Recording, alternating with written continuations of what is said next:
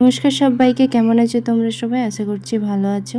সকালবেলা ঘুম থেকে উঠে আজকে পুজোটা করে নিয়েছি, তারপরে যাব আজকে মন্দিরে। আজকে হচ্ছে ফলহারিণী অমাবস্যা। অনেকদিন ধরে ভাবছিলাম মায়ের কাছে পুজো দিতে যাব। তো এখানে দেখো মায়ের জন্য একটা মালা গেঁথেছি। আমাদের অমাবস্যার টাইমে মন্দিরে পুজো হতে একটু লেট হয়, শুরু হতে তোমার ওই 10টা 40 11টা বাজে। তো সেই মতো আমার 10টার সময় আমি বাড়ি থেকে বার হয়েছি।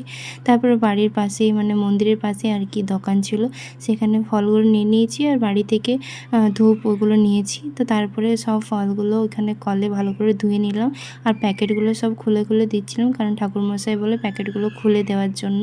তারপরে এই মালাটা যখন বের করেছিলাম তখন একজন বলছিল, আমার সাইডে দেখতেই পেলে তোমরা আগে যে একজন বসেছিল, তো উনি বললেন যে বেশ ভালো হয়েছে মালাটা সত্যি বলতে খুবই ভালো হয়েছিল। আমি যখন ভোরবেলা ফুল তুলছিলাম তো ফুল পেতে আমার খুব অনেকগুলো কম পেয়েছিলাম, তো ভেবেছিলাম বড় হবে কিনা, কিন্তু সত্যি বলতে মায়ের সত্যি ইচ্ছা হয়েছে হয়তো আজকে পরার।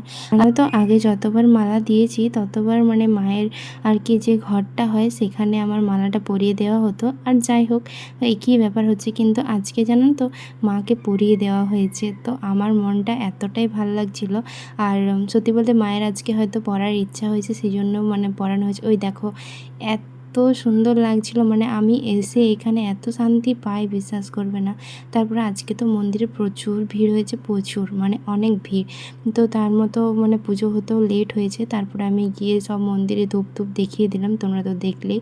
তো তারপরে পুজো শেষ হতে প্রায় ওই 1টা 40 2টোর মতন বাজে। তারপরে আমরা একটু বসেছিলাম আর আজকে মায়ের কাছ থেকে দেখো পদ্ম ফুল দেওয়া হয়েছে।